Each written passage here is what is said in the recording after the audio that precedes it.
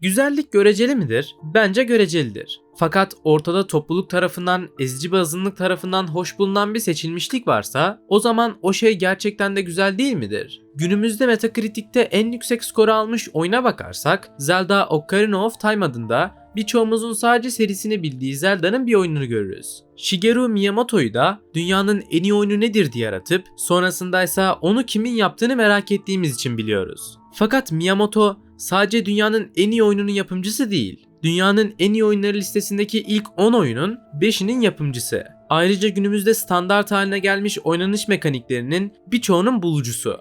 İlginç değil mi? Bu adam oyunların Stan Lee'si ve Disney olarak kabul ediliyor. Peki bu adam ne yapıyor da yaptığı her oyun bu kadar beğeniliyor? Gerçekten iyi oyunlar mı yapıyor? Yoksa işin içinde torpil mi var? Her şeyi öğrenmeye hazır olun. Uzun bir video sizi bekliyor olacak. O zaman iyi seyirler. Babası İngilizce öğretmeni olan Miyamoto, Japonya'nın Kyoto eyaletinde Sonobe kasabasında doğdu. Çocukken maceracı bir çocuk olan Miyamoto, küçükken ilginç keşifler yapıyordu. Sık sık evin etrafını keşfe çıkıyor ve yeni şeyler öğreniyordu. Hatta bir keresinde evin yakınlarında bir mağara bile buldu. Ve bu mağara ileride dünyanın en yüksek skorlu oyunu olarak kabul edilecek Zelda'ya ilham olacaktı. Gençliğini Kyoto ve civarını keşfederek geçirdi. 18 yaşındaysa Endüstriyel Sanatlar Koleji'nden mezun oldu. Aslında gençken oyun yapımcısı olmayı düşünmüyordu. O daha çok mangalarla ilgileniyordu ve manga sanatçısı olmanın hayalini kuruyordu. Ancak manganın yanında Batı televizyon kültürüyle de ilgiliydi. Oyun sektörüne girmesi ise 26 yaşındayken Space Invader'la tanışmasıyla oldu. 1970'lerde Nintendo çoğunlukla oyun kartları ve oyuncaklar satan, yavaş yavaş da oyun sektörüne girmek isteyen küçük bir şirketti. Babasının bir arkadaşı sayesinde Miyamoto Nintendo'da çırak olarak işe başladı. Planlama departmanında çalışıyordu ama oyun yapımında da fikrini belirtiyordu. 1979 yılında jetonlu atölyelere çıkan Şerif oyununun sanat tasarımında büyük bir payı vardı. Oyun sektörüne asıl girişi ise diğer yapımcıların başına gelene benzer şekildeydi. Nintendo Radarscope adında gene jetonlu atölyeler için bir oyun tasarlamıştı. Miyamoto bu oyunun yapımında da yardımcı olmuştu. Oyun Japonya'da orta düzeyde başarı elde etti. Ama Kuzey Amerika'da beklenen etkiyi hiç yakalayamadı. Sonuçta bir sürü işe yaramaz Radarscope arcade makinesi oldu. Nintendo'nun başkanı ise bu atölyeleri başka bir oyuna değerlendirmeye karar verdi. Ve bu oyunu yapma işini Miyamoto'ya verdi. Tabii birinin denetimi altında. Miyamoto izlediği Temel Reis, King Kong, Güzel ve Çirkin gibi filmlerden esinlenerek bir marangoz, bir goril ve kadınla aşk temalı bir oyun yapmak istedi. Böylece basit de olsa oyunlarla bir hikaye anlatmayı denedi. Marangozu Temel Reis'ten, kadın karakteri Temel Reis'teki kadın karakterden, gorili ise King Kong ve Güzel ve Çirkin'den esinlenerek tasarlamıştı. Ancak Miyamoto'nun kafasında oynanış ve grafik bakımından da değişik ve yeni fikirler vardı. Fakat bunlar o zamanın teknolojisiyle gerçekleştirilemeyecek şeylerdi. Proje Yokai'nin denetimi altında olduğu için Yokai Miyamoto'nun istediklerini çok karmaşık buldu. O yüzden onun düşündüğü yerine platformlardan atlamak için tahterevallileri kullanıp atlamayı düşündü. Ama bunun da programlaması zor olduğu için vazgeçti der. Daha sonra Miyamoto platformlardan geçmek için merdivenleri ve engeller için de gorilin attığı varilleri düşündü. Miyamoto oyunun kendini tekrarlamasını istemese de programlama ekibi ve Yokai böyle karar kıldı. Ve oyun 4 programcı tarafından geliştirildi. Başta oyundaki karakterlerin isimleri çok saçma olsa da mesela marangoz olan ana karakterimizin adı başta Jumpman'di. Bu sonradan oyunun Amerika'ya gitmesi ve personellerin karakterlere ad takmasıyla değişti. Mesela ana karakterin adı artık Jumpman değil de makinelerin tutulduğu deponun sahibi Mario Segale'ın adı olan Mario oldu. Kadının adı da depo müdürü Don James'in eşi Polly James'ten esinlenerek Pauline oldu. Oyunun tanıtımlarında bu isimleri kullandılar ve hatta bunu yapan kişiler aynı şekilde oyunun adını da belirlediler. Oyunun adı Donkey Kong olacaktı.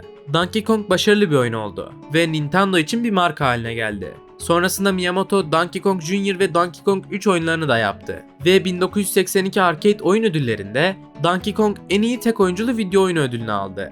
Fakat Miyamoto Mario karakteri üzerinde daha aktif çalışmaya başladı. Ona bir erkek kardeş tasarladı, Luigi'yi. Yeni oyununa Mario Bros adını verdi. Yokai Mario Bros'ta da belli oynanış mekaniklerinde katkıda bulundu. Mesela Mario'nun yüksekten düşünce zarar görmemesi gibi fikirler Yokai'nin fikriydi. Ayrıca Mario'nun tasarımı Donkey Kong'a bağlı kalınarak devam etmedi. Temelde aynı tulum, aynı şapka ve aynı kalın bıyıklı karakter vardı. Fakat artık marangoz değil, bir tesisatçıydı. Oyunun geçtiği yer içinse New York'un kanalizasyonlarından ilham aldı. Mario Bros. Bir düzineden fazla platform için piyasaya sürüldü. Bundan sonra Miyamoto ise Nintendo'nun yeni konsolu için çıkacak olan golf, beyzbol ve tenis oyunlarında karakter tasarımlarında yardımcı oldu. Fakat yeni jenerasyon konsollar ve yeni teknolojiler Miyamoto için çok büyük önem arz ediyordu. Kafasında tonlarca fikir vardı ve bunu yeni teknolojiler sayesinde gerçekleştirebilirdi. 1983'te Japonya'da çıkan Famicom, 1985'te Amerika için farklı bir tasarımla çıktı. Miyamoto bu yeni nesil konsol için oyuncular kadar heyecanlıydı. Hem konsola özel olarak Mario Bros'un devamı olan Super Mario Bros'u yaptı, hem de tamamen yeni bir seri olan Zelda'yı başlattı. Bu konsollar aslında temel olarak arcade salonlarındakinden çok da farklı değildi. En önemli özellikleri evde oynanıyor olmalarıydı. Jeton atıp arkanızda sizi izleyen onlarca kişiyle oynamıyordunuz oyunu. Bu da oyuna odaklanmanız ve anlatılan olayları daha iyi anlamanızı sağlıyor. Miyamoto oyunlarında çok detaylı ya da eşsiz bir hikaye anlatmayı çabalamıyordu. O insanlara eğlenceli bir oyun sunmak istiyordu. Super Mario Bros. Basit bir prenses kurtarma hikayesi anlatsa da Zelda ona nazaran daha kapsamlı bir hikaye anlatıyordu. Miyamoto yeni serisi The Legend of Zelda'da karanlığın prensi tarafından istila edilmiş bir krallığı ve o krallığı kurtarmak için bulunması gereken 8 önemli parçayı mağaralardan bulacak ve krallığı kurtaracak bir kahraman hikayesini anlatmak istiyordu. Ayrıca Zelda Mario gibi düz bir oynanışa sahip değildi. Miyamoto oyunculara sınırlı da olsa bir özgürlük sunmak istiyordu. Bulmacaları tamamlayıp etrafı keşfetmelerini istiyordu. Bunları tasarlarken de hep küçükken yaptığı keşiflerden etkilendi. Ona yolu gösteren hiçbir şey olmadan evden uzaklaşmak, mağaralar, göller keşfetmek o kadar hoşuna gitmişti ki yaptığı oyunlarda bu hissi oyunculara yaşatmak istiyordu. Zelda da bunu yaptı. Bulmacaları tamamlayıp nereye gideceklerini oyuncuların seçmesini sağlamıştı. Miyamoto küçükken yaşadığı hisleri onlara da yaşatıyordu. Zelda çok başarılı bir oyun oldu. İnsanlar Miyamoto'nun verdiği özgürlük ve keşif hissini sevdiler. Sonrasında Miyamoto yeni Nintendo konsolu için başka yan oyun projelerinde de rol aldı. Mario ve Zelda'nın yeni oyunlarını da hazırladı. Fakat Super Mario Bros. 2 öncelikle Japonya'da yayınlandığında hiç beğenilmedi. Oyuncular oyunun çok zor olmasından şikayetçiydiler. Ayrıca bu oyun ilk oyunun aynısıydı. Sadece birazcık daha zordu. Onlar da serinin adı lekelenmesin diye oyunu hemen piyasadan çekip gene Miyamoto'nun tasarladığı başka bir oyun olan Doki Doki Panic'i piyasaya sürdüler. Doki Doki piyasadayken onlar Super Mario Bros. 2'yi tekrar düzenlediler ve bu sefer Avrupa, Amerika ve Japonya'ya çıkardılar. Piyasadan çekilen Mario'ları ise çıkarılmış bölümler olarak tekrar piyasaya sürdüler. Miyamoto Zelda 2'yi ise ilk oyundan daha farklı yapmak istiyordu. Önceki oyun gibi kuş bakışı bir oynanış yerine hem kuş bakışlı hem de 2 boyutlu bir oynanış tercih etti. Haritayı keşfetmek için kuş bakışını kullanıyorsunuz. Fakat bir bölgeye girdiğinizde oyun yandan bakışlı bir oyuna dönüşüyor. Fakat daha da önemlisi oyunda etkileşime girilebilecek insanların olmasını istiyordu. Ayrıca deneyim puanı kazanıp seviye atlamak ve oyuna büyüler eklemek istiyordu. Oynanış için düşündüğü yeniliklerin yanında hikayesel olarak da karakteri kendinin bir karanlık yansımasıyla kapıştırmak gibi ilginç fikirleri de oyuna ekledi. Bu fikirler şu anda RPG ya da rol yapma dediğimiz türün öncüsü oldular. Miyamoto keşfedilmemişi keşfetmeyi seviyordu. Bu konuda ufku çok genişti. Mario'da ise Zelda'daki gibi değişikliklere gidildi. Mario'da artık bölümlere girebileceğiniz bir harita vardı. Farklı bölümleri tamamlayarak bir kaleye farklı yollardan gidebiliyordunuz. Ayrıca oyun farklı düşmanlara ve karakterinizin kazanabileceği güçlere sahipti. Ama gene Mario'ydu. 1990 yılında yeni nesil konsolların da çıkmasıyla oyun sektörü grafik bakımından bambaşka bir yöne doğru evrilmeye başladı. Artık oyunlar 3 boyutlu yapılabiliyordu. Miyamoto'nun kafasında birbirinden ilginç fikirler belirdi. Zelda ve Mario gibi köklü oyun serilerini ne kadar eğlenceli yapabileceğini bir düşündü. Yıllardır kendi yarattığı dünyalarla insanları eğlendirmek istiyordu. Ve artık kafasında kurduğu şeyleri çok ama çok daha gerçekçi şekilde tasarlayabilirdi. Oyunlar artık düz bir platformdan ibaret değildi. Kafasındakileri birebir yansıtabileceği bir teknoloji vardı. Fakat önce Super Nintendo için F-Zero adında bir projeyi 15 ayda bitirmesi gerekiyordu. Bunu yaparken de Star Fox adında yeni bir seri daha tasarlıyordu. Star Fox oyunu çoğunlukla uçak benzeri bir araçta geçen ve düşmanlarınızı yok ettiğiniz bir oyundu. Seri belirli bir başarıya ulaştı. Hatta kendine kalabalıkta bir hayran kitlesi edindi. Star Fox'ta çok bilinmese de Nintendo'nun köklü serilerinden birisi oldu. Miyamoto F-Zero ve Star Fox üzerinde çalışmayı bitirdiğinde yeni Mario oyunlarına sonunda başlayabildi. İlkin Super Nintendo için bir lansman oyunu olan Super Mario World'ü yapmaya başladı. Oyun önceki Super Mario oyununa oldukça benziyordu. Gene 2 boyutluydu ve kuş bakışı bir haritaya sahipti. Ama animasyon ve grafiksel açıdan seri için çok iyi bir oyundu. Bu bir lansman oyunu olacaktı. Onun için üzerinde o kadar da durmadığı belliydi. Diğer Mario'lardan çok da farklı bir oyun yapmamıştı. Kafasında daha farklı bir fikir vardı. İnsanlar Zelda'nın oynanışını, özgürlüğünü ve RPG özelliklerini sevmişti. Mario'yu da sevmişlerdi. O da bununla Mario'yu birleştirmeye karar verdi ve Mario RPG'yi yapmaya başladı. Mario RPG 3 boyutlu olacaktı ve sıra tabanlı bir savaş sistemi kullanacaktı. Oyun oynanış olarak güzeldi fakat gerçekten Mario karakteriyle bir Zelda yapılmış gibi hissettiriyordu. İki kitleye de hitap etmek için çıkmış bir oyun olduğu belliydi. Oradaki karakter Mario değil de bambaşka yeni bir karakter olsa da çok bir şey değişmezdi. Oyun 2.140.000 kopya sattı. Aradaki farkı daha iyi anlamanız için NES zamanında ilk Zelda oyunu çıktığında tamamen yeni bir oyun olmasına rağmen 6,5 milyon kopya satmıştı. Yani Mario RPG'yi sırf Mario adını kullanarak satmış bir oyun oldu desek yanlış olmaz. Fakat önceden hazırladığı Zelda oyunu bu başarısızlığı çabuk unutturdu. Kafasında 3 boyutlu bir oyun yoktu. Çok daha iyi grafikleri olan, apaçık bir dünyası olan, doya doya keşfedilebilen, beklemediğiniz yerlerden beklemediğiniz şeyler çıkan, RPG özellikleriyle süslenmiş ve hikayesel anlamda da seriye yön kazandıracak yeniliklerin peşindeydi. Oyun çıktığında ise inanılmaz bir başarı elde etti. Japonya'da yılın en çok satan oyunu ve dünyada da yılın en çok satan 3. oyunu oldu. Sega'nın Sony'yi ve Capcom'un Street Fighter 2'sinin gerisinde kaldı. Ama bu oyunların hepsi kendi alanlarının en iyisiydi. Dövüş oyunları ve platform oyunlarına duyulan ilginin fazla olmasından 3. oldu.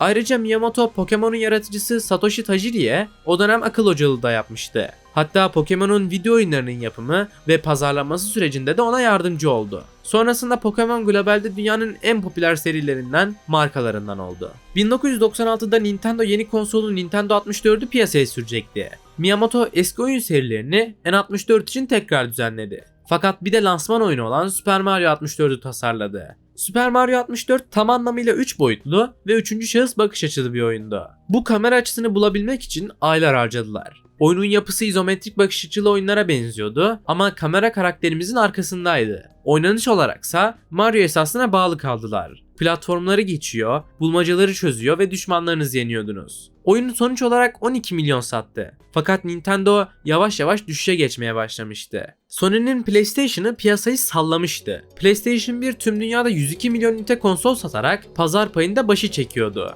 Bu önemli bir noktaydı. Çünkü Nintendo 64 sadece 32 milyon konsol satmıştı. Bu yüzden Miyamoto ne kadar iyi oyun yaparsa yapsın, oynayacak kişi sayısı sınırlıydı ve yılın en çok satan oyununu yapma ihtimali de azalıyordu. Fakat bu satış rakamları gene de kötü rakamlar değiller. Sadece Nintendo, Super Nintendo ve Nintendo eğlence sistemiyle pazar payı en fazla olan konsollara sahiptiler. Şimdi ise ikinciliğe düşmek onlar için kötü bir durum oldu. PlayStation Nintendo'yu tahtından etmişti. Bunun en büyük sebebi de PlayStation'ın oyun geliştiricilerine imkan vermesiydi.